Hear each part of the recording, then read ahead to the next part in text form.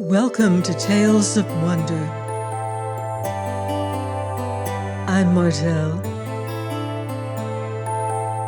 and it's time for another story from Granny's Wonderful Chair by Frances Brown.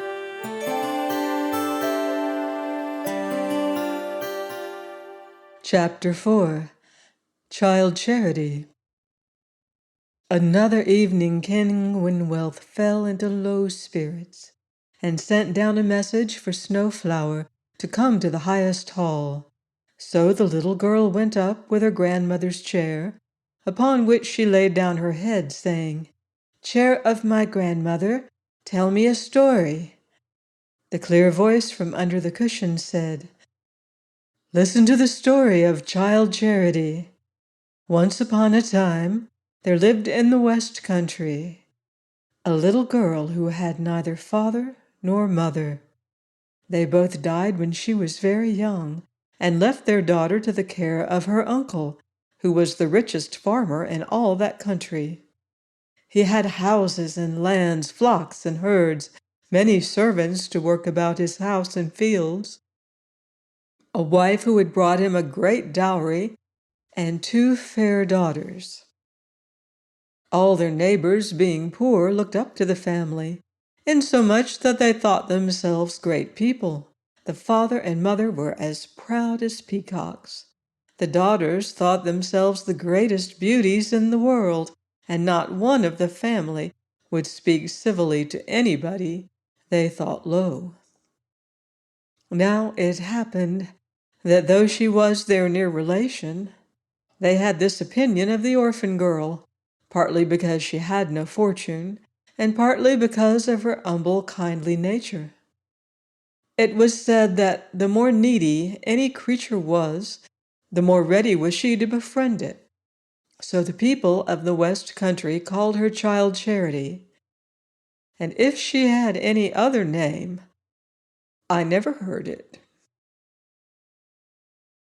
Child Charity was thought very mean in that proud house.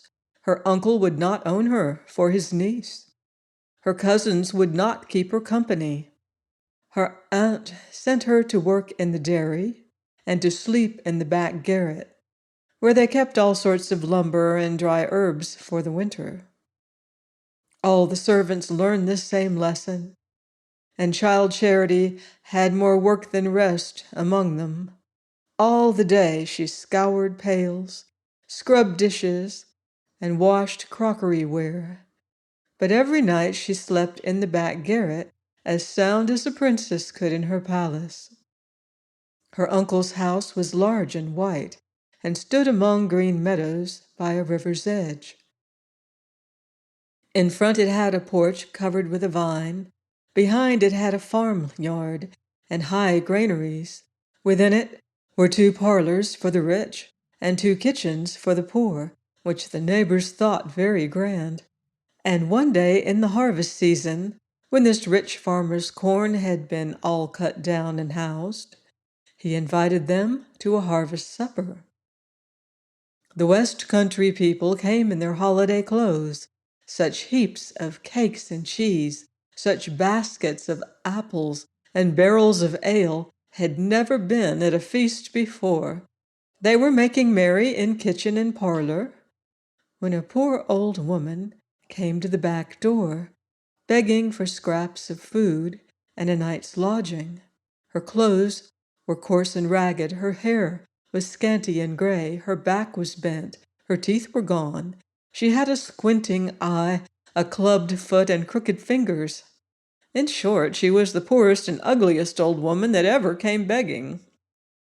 The first who saw her was the kitchen maid, and she ordered her to be gone for an ugly witch.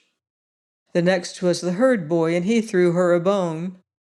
But Child Charity, hearing the noise, came out from her seat at the foot of the lowest table, and asked the old woman to take her share of the supper, and sleep that night in her bed in the back garret. The old woman sat down without a word of thanks. All the people laughed at Child Charity for giving her bed and her supper to a beggar. Her proud cousins said it was just like her mean spirit, but Child Charity did not mind them. She scraped the pots for her supper that night and slept on a sack among the lumber, while the old woman rested in her warm bed. And next morning, before the little girl awoke, she was up and gone, without so much as saying thank you or good morning. That day, all the servants were sick after the feast, and mostly cross, too, so you may judge how civil they were. When it's supper time, who should come to the back door but the old woman, again asking for broken scraps of food and a night's lodging. No one would listen to her or give her a morsel, till Child Charity rose from her seat at the foot of the lowest table and kindly asked her to take her supper and sleep in her bed in the back garret. Again the old woman sat down without a word. Child Charity scraped the pots for her supper and slept on the sack. In the morning the old woman was gone. But for 6 nights after, as sure as the supper was spread, there she was at the back door, and the little girl always asked her in. Child Charity's aunt said she would let her get enough of beggars. Her cousins made game of what they called her genteel visitor. Sometimes the old woman said, "Child, why don't you make this bed softer? And why are your blankets so thin?" But she never gave her a word of thanks, nor a civil good morning. At last, on the 9th night from her first coming, when Child Charity was getting used to scrape the pots and sleep on the sack, her knock came to the back door, and there she stood, with an ugly, ashy-colored dog, so stupid-looking and clumsy that no herd boy would keep him. "Good evening, my little girl," she said when Child Charity opened the door.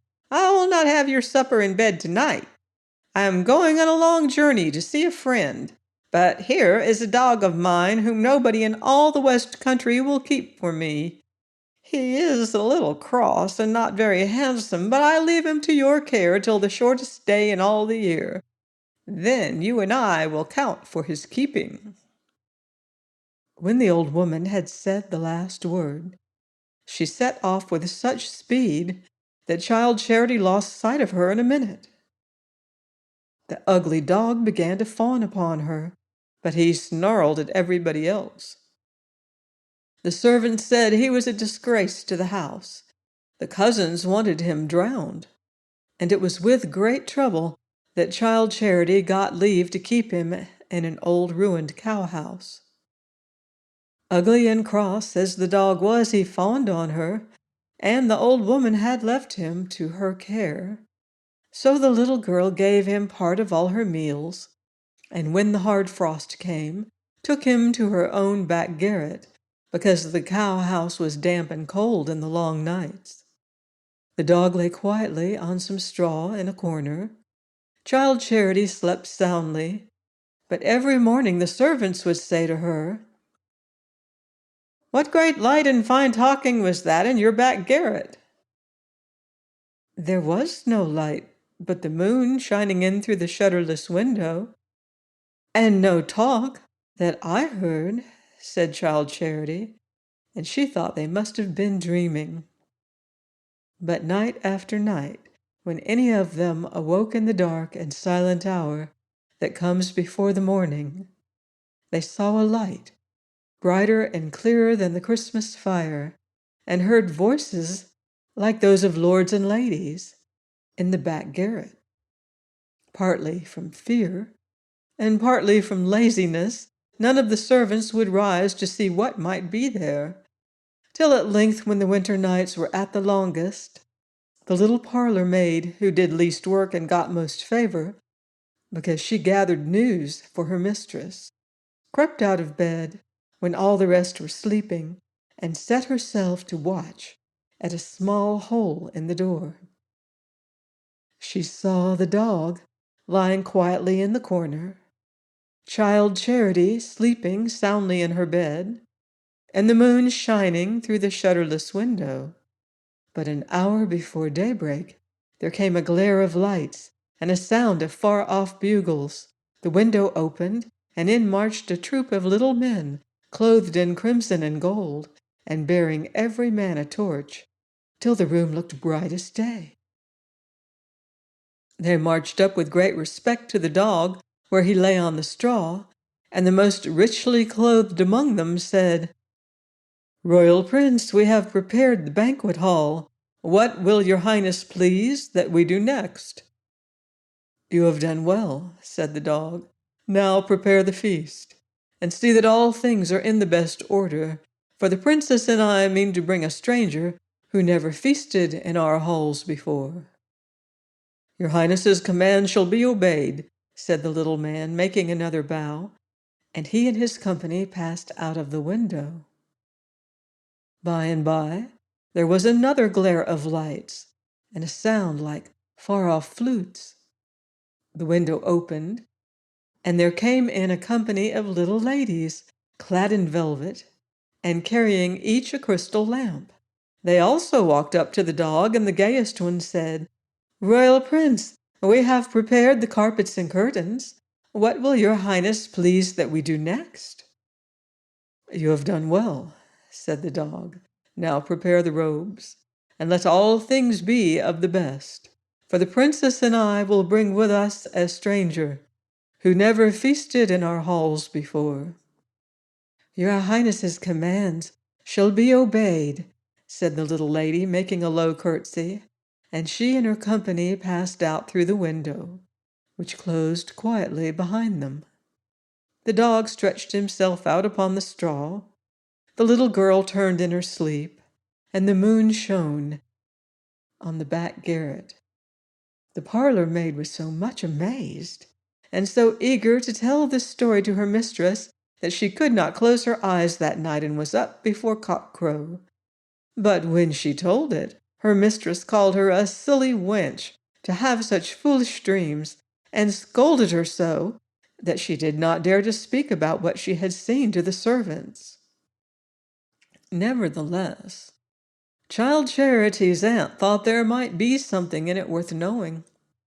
So next night, when all the house were asleep, she crept out of bed and set herself to watch at the back garret door. And there she saw just what the maid told her: the little men with the torches and the little ladies with the crystal lamps come in to the dog, and the same words pass. Only he said to the one, "Now prepare the presents," and to the other, "Prepare the jewels." When they were gone, the dog stretched himself on the straw, Child Charity turned in her sleep, and the moon shone in on the back garret. The mistress could not close her eyes any more than the maid, so eager was she to tell the story. She woke up Child Charity's rich uncle before cock-crow, but when he heard it, he laughed at her for a foolish woman, and advised her not to repeat the like before her neighbors, lest they should think she had lost her senses. The mistress could say no more, and the day passed. But that night the master thought he would like to see what went on in the garret. So when all the house were asleep, he slipped out of bed and set himself to watch at the hole in the door. The same thing happened again that the maid and mistress saw. The little men in crimson with their torches, and the little ladies in rose-colored velvet with their lamps, came in at the window and bowed low to the dog. The one saying, "Royal Prince, we have prepared the presents," and the other, "Royal Prince, we have prepared the jewels." The dog said to them all, "You have done well. Tomorrow come and meet me and the princess with the horses and chariots, and let all things be done in the best way, for we will bring a stranger from this house who has never traveled with us, nor feasted in our halls before." The little men and the little ladies said, "Your highness's commands shall be obeyed." When they had gone out through the window, the ugly dog stretched himself out on the straw, Child Charity turned in her sleep, and the moon shone in on the back garret. The master could not close his eyes any more than the maid or the mistress. He remembered to have heard his grandfather say that somewhere near his meadows there lay a path leading to the fairies' country, and the haymakers used to see it shining through the gray summer morning as the fairy bands went home. Nobody had heard or seen the like for many years.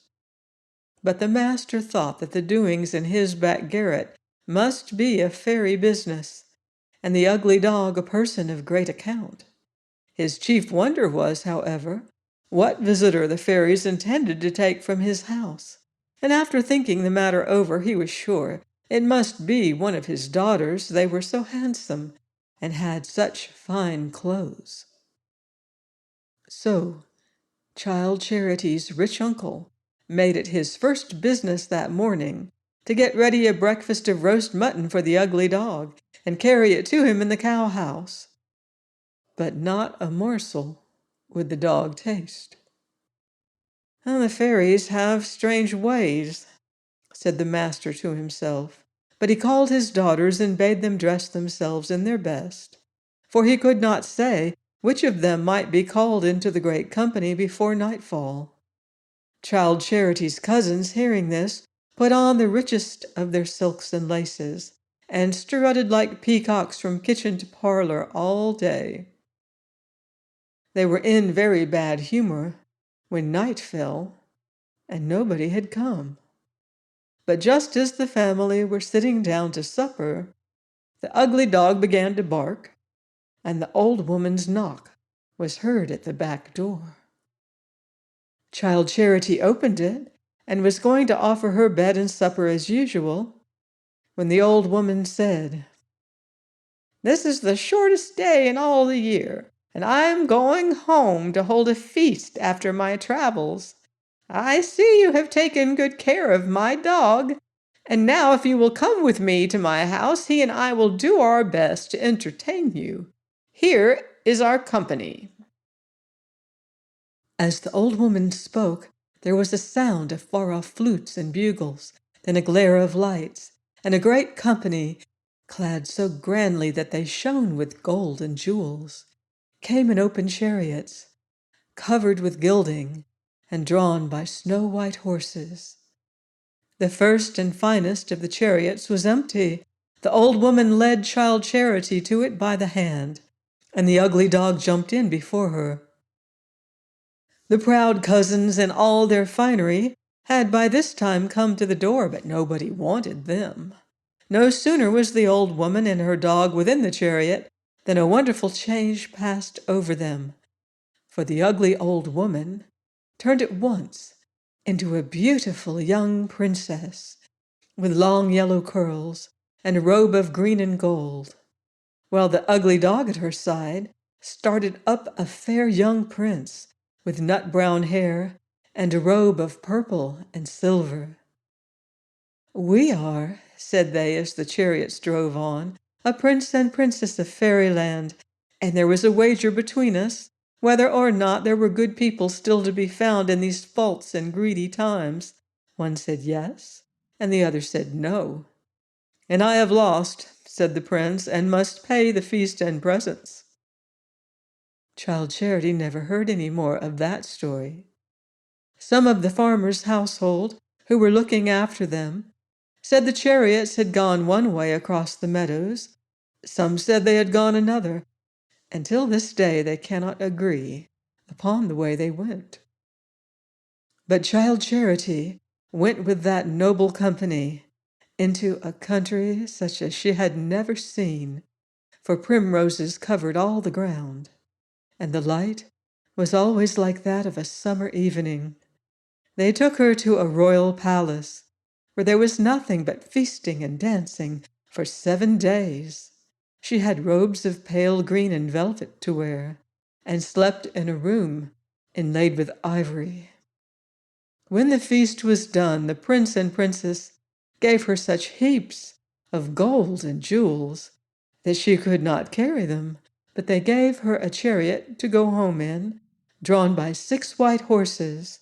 On the 7th night, which happened to be Christmas time, when the farmer's family had settled in their own minds that she would never come back, and were sitting down to supper, they heard the sound of her coachman's bugle, and saw her alight, with all the jewels and gold, at the very back door, where she had brought in the ugly old woman. The fairy chariot drove away, and never again came back to that farmhouse after. But Child Charity scoured and scrubbed no more, for she grew to a great lady, even in the eyes of her proud cousins. Join me next week on Tales of Wonder for more adventures from Granny's Wonderful Chair by Frances Brown.